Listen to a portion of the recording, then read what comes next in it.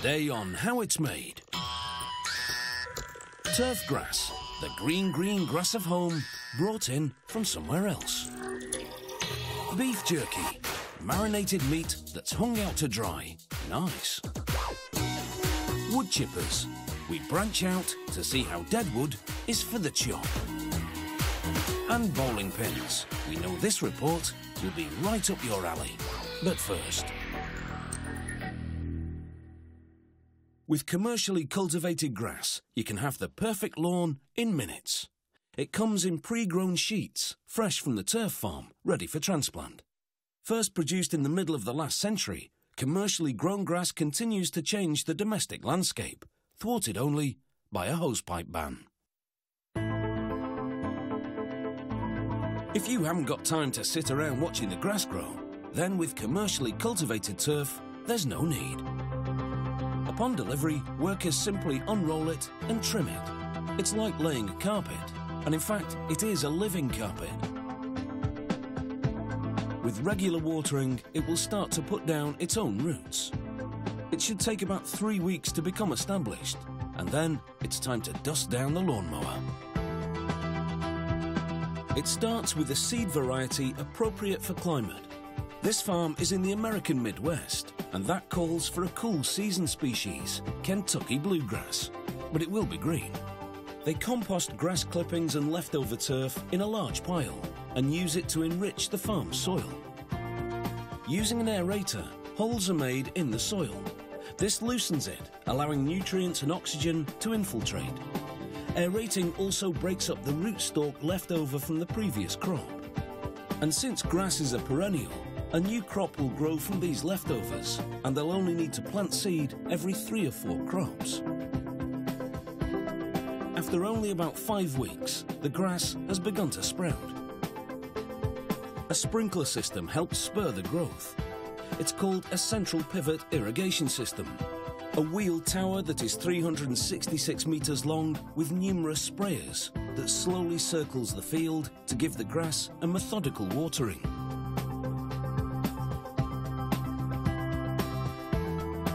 Next up is the fertilizer. It'll give the grass the energy it needs to flourish. The 3 main ingredients are nitrogen, phosphorus and potassium. But the mix also contains micronutrients like iron, zinc and magnesium for an extra boost. They fertilize the field typically 4 to 5 times a year, using a supersized version of a domestic rotary spreader. Pulled by a tractor, it scatters fertilizer out of the back to cover a lot of terrain. An application of herbicide keeps the weeds at bay as the grass grows, and the blades become denser. Once it's thick enough, it should resist weed itself. They mow it 3 to 4 times a week, never cutting more than 1/3 of the total growth.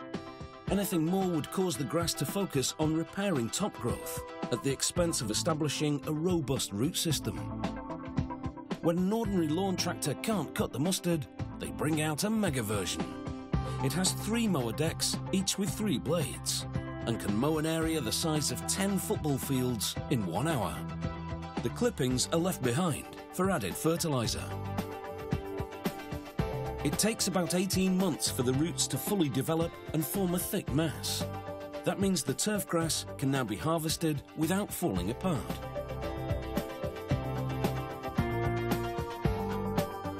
As the harvester moves forward, rollers at the front compress the grass. Behind the rollers, a wide blade cuts the turf at the roots. At the sides, spatula-like mechanisms lift the turf onto a conveyor. Once there, another blade cuts it into strips. The strips move up to a device that rolls them up, just like you'd roll a sleeping bag.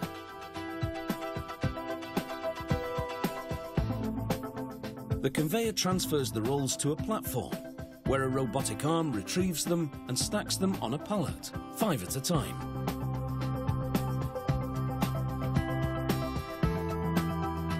When the stack is big enough, the harvester lowers the pallet.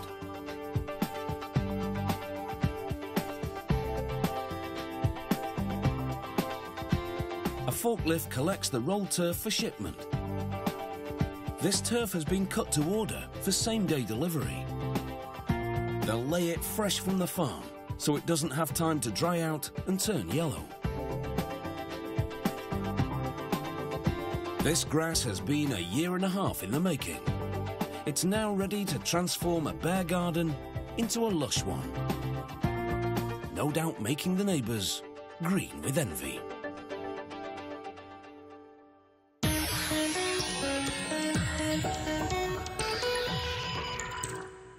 If you're craving a meaty snack that packs a good dose of protein, then some beef jerky might just be the ticket. Eating dried, cured strips of meat dates back to the ancient cultures of South America, and it's thought that jerky may be an English mispronunciation of a native word for burnt meat. Beef jerky is no longer a food of subsistence. It's now a popular snack food that comes in a variety of flavours. The process starts with beef rounds, a lean cut from the muscular hind quarter of the cow. There is just a bit of fat, enough to give the meat good flavour.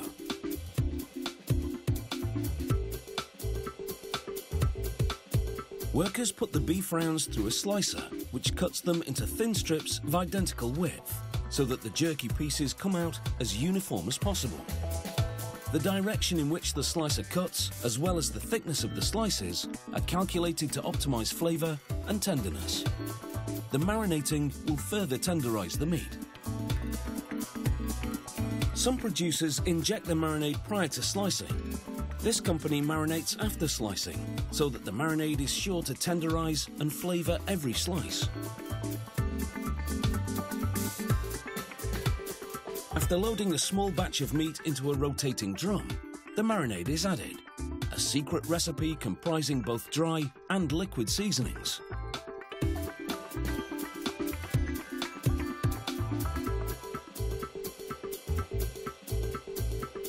The meat and marinade spin together for over an hour, and by the time the strips come out of the drum, they're soaked in marinade. Another 24 hours in the marinade, and they're ready to go into the smokehouse. Workers lay the marinated beef strips on stainless steel rods. They're spaced well apart to allow the hot air to penetrate from all angles. Once they fill a rod, they hang it on a rolling rack. A rack holds 100 rods, roughly 110 kilograms of beef strips. Each rack goes into its own individual smokehouse, inside which two simultaneous processes occur. Water-soaked hardwood chips burn, slowly smoking the meat. And the jerky also cooks slowly at low heat, no higher than 82 degrees Celsius. The variety of beef jerky dictates the type of hardwood they use. For example, sweeter flavours such as honey barbecue or teriyaki require smoke with hickory or applewood, whereas for more savoury or spicy flavours, they use mesquite wood. Over the course of 5 to 7 hours in the smokehouse, the circulated warm air gradually dries out and cures the meat, and the smoke from the wood infuses it with flavour. Samples are taken from each fully smoked batch to measure the thickness. The required thickness is 3 to 4 millimetres. After the strips have been cut to approximately 8 centimetres long, the jerky enters an automated scale, which weighs out the quantity per packet.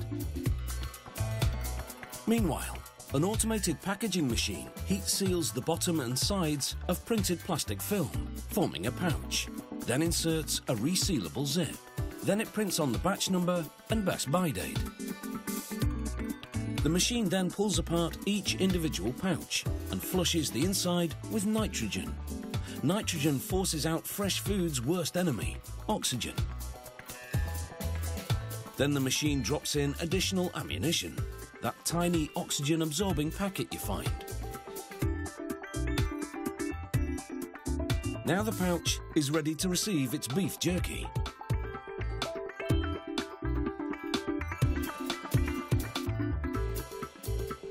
In the smokehouse, the raw beef lost about 3/4 of its weight as the moisture inside evaporated and the fat cooked off.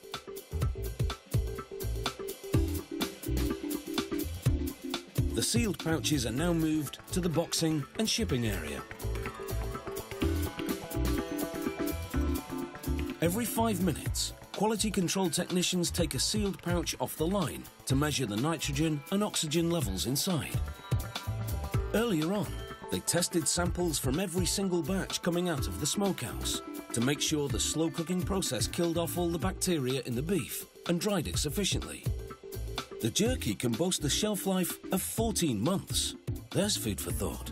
Chew on that.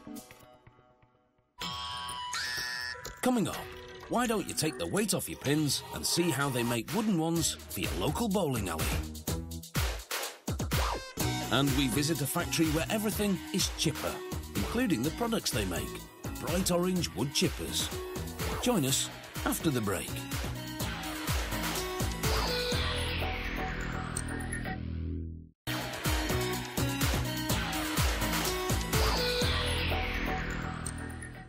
The wood chipper was invented in Germany in 1884. Today's commercial-sized chippers devour wood debris and even entire trees in mere seconds. Spitting out chips that can be used as mulch for your garden makes the wood chipper one mean recycler. Whether it's a fallen tree or just a few broken limbs, a wood chipper will sink its industrial teeth into the problem and transform it into something useful. There are different kinds of chippers, but this one is a drum style. It has a feed wheel with serrated edges that draws wood into the revolving drum. Inside, knives tear into the wood, chopping it into little pieces. It's the supersized equivalent of a paper shredder. To make our chipping drum, rollers curl a rectangular steel sheet to transform it into a cylinder. The gap between the rollers determines the cylinder's diameter. After a few passes through the rollers, the ends of the rectangle meet and it becomes round. At the next station, a worker cuts 4 large rectangular holes into the cylinder using a plasma torch. The location of the holes is staggered. Each hole will be equipped with a blade and a deep pocket for catching the wood chips. He now inserts those pockets into the slots and welds them to the drum. The staggered location of the blade pockets means that no matter where the tree branch ends up in the drum, it will have contact with the chipper blades. Those blades will be installed later. Next, he welds the end caps to the chipper drum. They have pre-cut holes for a shaft and for accessing the inside of the drum. Then the drum spins and sensors pick up vibrations which would indicate an imbalance. A computer analyzes the data and decides how much weight needs to be added to the drum and where. A technician locates the spot on the drum using this gauge. Once he finds it, he marks it. A metal weight is then welded to the mark. Just like the wheels on your car, a wood chipper drum needs to be balanced in order to run smoothly. 4 super sharp blades are installed horizontally above the blade pockets and are bolted down tightly to withstand a spinning speed of 1200 RPM. Once the drum has been equipped with a shaft and a fan for moving the wood chips out, it's lowered onto the base. A crane does the heavy lifting as a worker guides the shaft bearings into the mounts. Now he adds an upper housing to protect the bearings from debris. The cowl is next, readily equipped with a chute for ejecting the wood chips. They attach the hood to the base, and this encloses the wood chipper drum to keep the chipping action under wraps. Moving to the other side now, they install feed rollers and another chute. They activate the feed rollers by hand and check the distance between them and the chipper drum to confirm that there's adequate clearance. It's now time for its power plant, and a diesel engine is steered towards the chipper and lowered into position. They thread a drive belt around the engine pulley and link it to one that's been attached to the drum's side bearings. They complete that installation and install the tyres. The wood chipper now gets its primer and a coat of paint.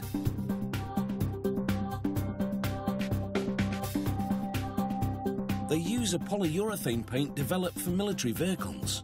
This tough finish will resist scratching as tree trunks and branches are dragged through it. They paint the wood chipper a brilliant orange, so it will stand out on the worksite. Once the paint has cured, they protect the drive belt with a metal cover.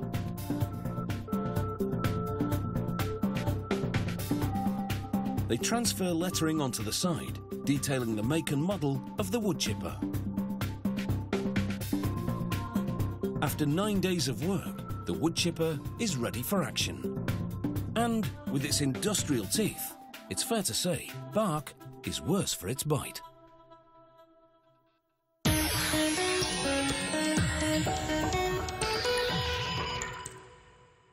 10-pin bowling is popular worldwide. An estimated 95 million people take part in the sport. And amazingly, archaeologists have found evidence of bowling-type games from as long as 5,000 years ago. However, the factory where they're made is most definitely up to date. The sport's international governing body dictates very strict and precise specifications for pin manufacturing to ensure pins worldwide react uniformly to the ball. As dictated, this bowling pin factory uses hard maple wood with a moisture level within regulation range. Workers weigh the slabs and calculate which ones they'll group together to produce a regulation weight pin. 3 slabs are glued together to form a starting block for a single pin. Then they stack several blocks in a vise and clamp them tightly until the glue dries, about 15 minutes. A few light taps with a rubber mallet will separate any stuck-together blocks. A custom-designed machine then drills 3 holes in each block, hollowing out what will be the centre of a bowling pin. This also removes some weight and leaves space for the wood to expand and contract with humidity levels.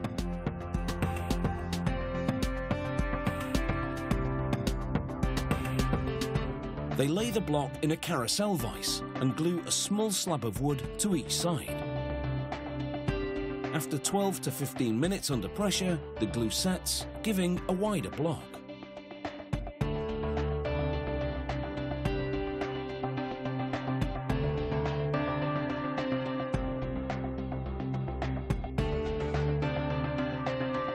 They transfer it to another carousel, which runs it through a planer. This removes globs of dried excess glue and levels the top and bottom surfaces.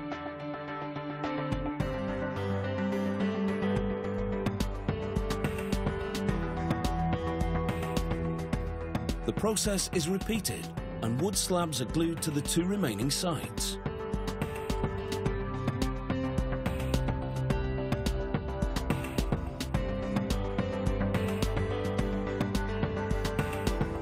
After the glue fully cures for 24 hours, those sides also go through the planer.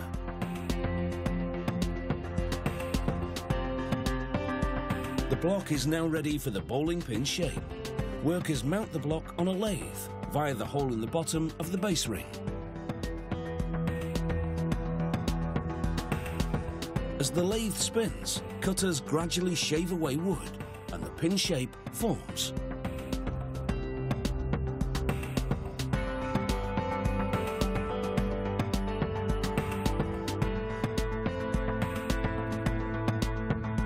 This whole operation takes about 45 seconds.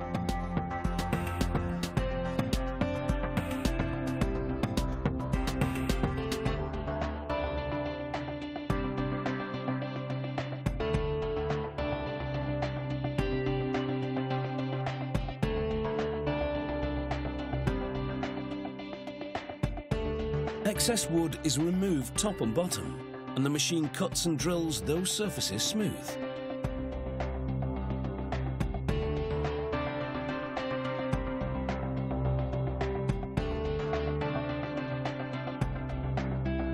A nylon ring goes into the hole in the pin's base.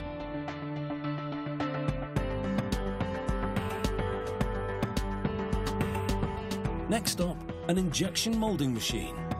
It coats the entire pin surface in liquefied nylon, then quickly cools the nylon solid. This protects the wooden pin with a hard and durable covering. Now it's weighed to make sure it falls within regulation range, between 1.5 and 1.6 kilograms. Finally, a printing machine spins the pin under an ink pad to apply decorative stripes.